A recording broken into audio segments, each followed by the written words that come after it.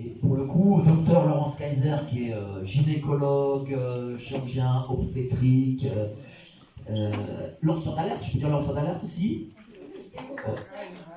romancière aussi.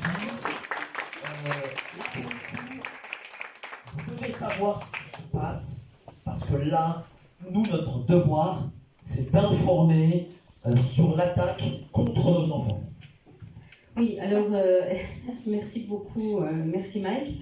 Je prends la parole quelques instants. Je suis gynécologue effectivement en Belgique.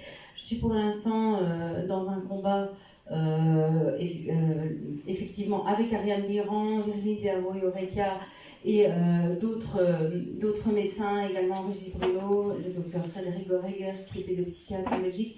Et nous sommes très préoccupés, bien entendu, de tout ce qui se trame autour des enfants, de l'hypersexualisation qu'on leur propose dans les cours, et des traitements qu'on va justement, donne-nous ces 2-3 exemples, parce que j'étais eu à Radio Courtoisie, tu m'as donné ces 2-3 exemples, et moi, personnellement, j'en suis pas revenu, je dis sincèrement, ça m'a même surpris pour le coup, ce que tu m'as dit.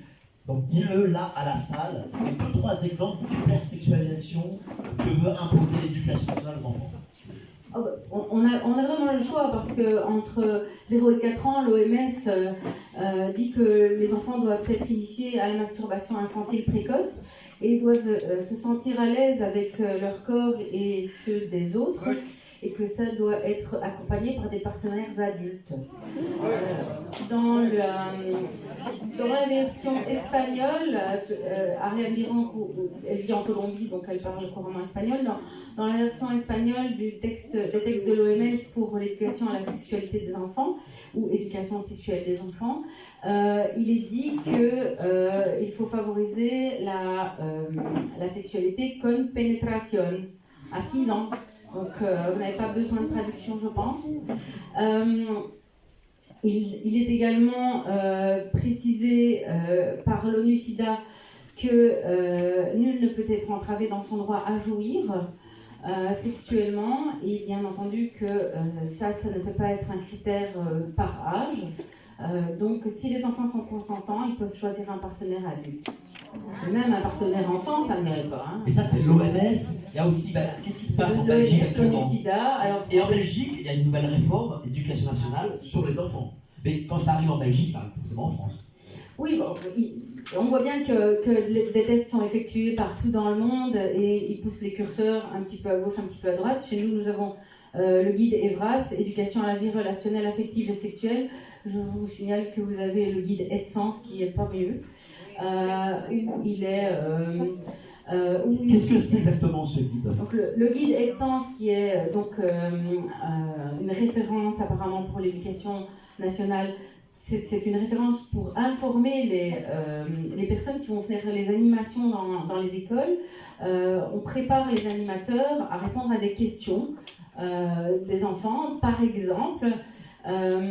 Des questions que les enfants pourraient poser, paraît-il, c'est pourquoi mon frère a-t-il le kiki tout dur, ou est-ce que tous les papas font pipi dans la bouche, ou est-ce que toutes les mamans font le sexe avec des chiens.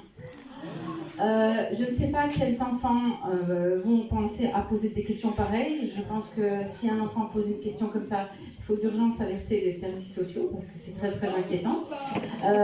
Mais là, on tombe sur un autre problème, évidemment, c'est que la corruption étant partout, les services sociaux vont probablement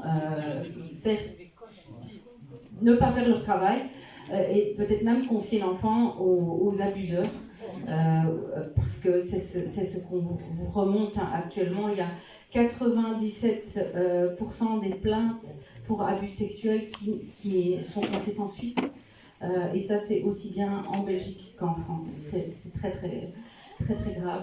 Vous avez des juges qui se permettent de proposer leur enfant de 12 ans pour une partouze et qui sont totalement acquittés. Hein. Ça, c'est un juge français.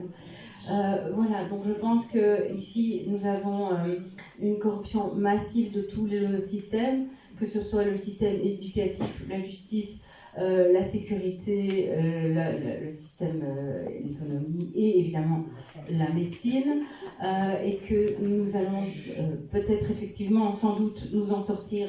Je pense que ça prendra encore un petit peu de temps, mais qu'il faut aujourd'hui que chacun reprenne son rôle, que chacun fasse son travail correctement, que les journalistes informent par exemple, ce serait pas mal, et que ceux qui détiennent des informations capitales trouvent le courage de les partager avec nous afin qu'on puisse faire la lumière surtout. Je ne parle pas que de la médecine, bien entendu, je parle de tous les domaines. Alors me contacter... Comment te soutenir aussi sur ton action, parce que il y a toi, il y a Alain Guillerand, il y a Maître Aoroka, mais c'est pas... Donc nous avons... pas peut-être un peu seul. Voilà. Nous ne sommes pas seuls, nous avons une association qui s'appelle Honest, Organisation nationale pour l'éthique, la santé et la transparence, qui relaye une pétition. Donc vous pouvez taper ONEST sur le moteur de recherche, vous allez trouver, vous pouvez partager la pétition. Nous faisons des actions, nous faisons des publications, des conférences, des séances, des captures vidéo pour informer les parents. Il y a évidemment des collectifs de parents qui se créent un peu partout en France, en Belgique. Il y a des parents et citoyens de France, parents en colère, les mamans louves. Nous travaillons aussi avec les parents en action. Enfin, il y a énormément de mouvements qui se passent, mais je pense qu'individuellement, nous devons chacun trouver le courage de parler, de dénoncer, d'apporter des éléments factuels si nous en avons dans nos domaines respectifs pour que nous puissions vraiment étaler la vérité au grand jour et fournir des outils à la résistance.